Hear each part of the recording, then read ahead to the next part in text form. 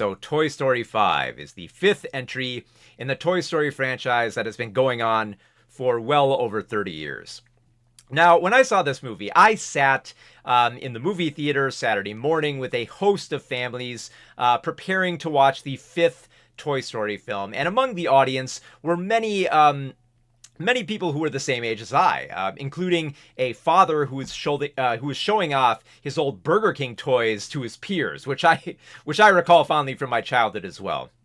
So obviously, with this type of crowd and this type of franchise, there's some nostalgia, sure, but there's also an assurance for family viewing from a film saga that somehow manages to find the heartwarming in a silly tale of sentient toys. So in this regard, Toy Story 5 lives up to what makes these films great, even if the toy box has become so ridiculously crowded that even I think a handful of them should be donated, if only to avoid constantly recasting the voice actors who did not live to see how far these characters have come. Now, it's more impressive that this film manages to find a touching story despite cramming in so many characters and plot lines under 2 hours. Now, the toys of Bonnie, now under the leadership of Jessie, voiced by Joan Cusack, must now grapple with their latest rival, that being technology, invading the bedroom in the form of the tablet Lily, voiced by Greta Lee. And like every new innovation, another toy apocalypse is upon the old gang, where the terrified Rex, once more voiced by Wallace Shawn, fears extinction, and the cynical Ham, once again voiced by John Ratzenberger, cracks a joke about what storage they're bound for.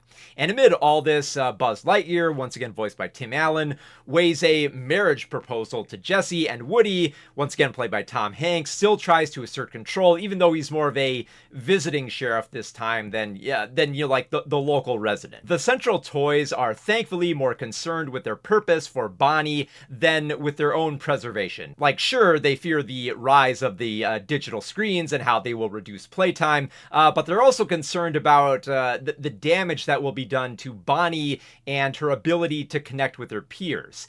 This is why Lily is a more compelling villain than in previous movies, because Lily is not a toy bound by bitterness at being disposable, like the previous villains.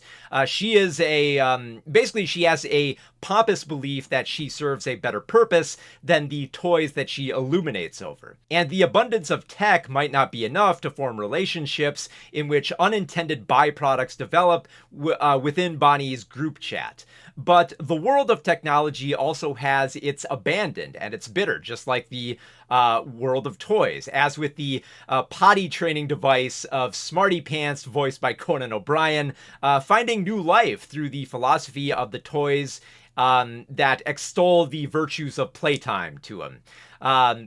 Which makes him kind of a fun character, even though there are a lot of potty jokes they make with this character, but they thankfully don't get too annoying. They're clever without just falling back on the obvious here. And I thought Conan gave a pretty funny performance here. The avoidance of demonizing or idolizing technology is rather surprising in a film this overloaded with everything. While there isn't much of a reduction in the core themes, there's so much else that gets reduced to, just snugly make its way into this film. Jessie still has unresolved thoughts about her previous owner, prompting her to revisit the passage of time and reflect. New animal friends, like a helpful horse and a messy pig, become tamed by toys, working their way up from, the toys have gone a long way. They've come a long way from raising dogs to essentially be their horses, among other toy horses, which there are a lot of in this film. There is also an entire subplot of high-tech synchronized Buzz Lightyear toys who go on a little adventure through a world they don't fully understand, especially when their first words are essentially Star Command. So it was kind of cute to see this adventure they go on that doesn't have too much dialogue to it. Keep in mind that nearly all the characters from the previous film return for this sequel, along with a dozen new ones, ranging from the potential human friend of Blaze to the GPS hippo toy of Atlas to the kid camera Snappy. So many toys continue to be added to this saga that, at this point, I don't know why they fear an apocalypse. There are still so many toys that band together. I mean, at this point, they might as well just adopt the battle cry of Bebe's Kids, where they would say, "We don't die, we multiply," which is pretty much what is happening. Like, these toys have seen a lot, and they feel like they're going to outlive all humans pretty much. Now, as a sequel that reiterates the plight of toys fearing the trash and the accumulation of textural grime from their adventures, it's slightly surprising how well these movies hold up over time, even if this one is definitely one of the weaker entries. There is a cramped quality to how much it tries to wedge into its absurd ensemble, but it still delivers the most important emotional beats that ring true. It's easy to get choked up at Bonnie's somber feelings of being shamed among her tech-obsessed peers. There's some amusing charm to the imaginative playtime sequences, ranging from spy thrillers to wedding dramas with twists aplenty that only children could come up with.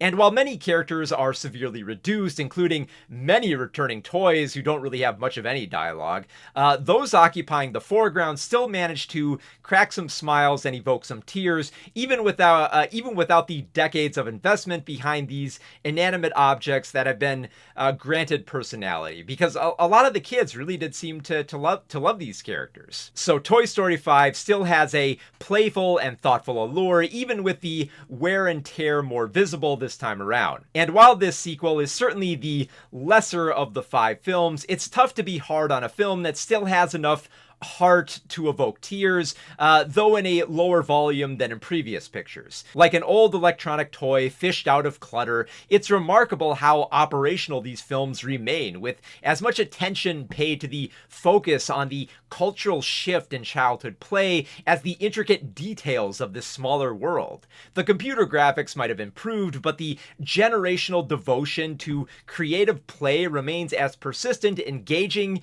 and hilarious as ever.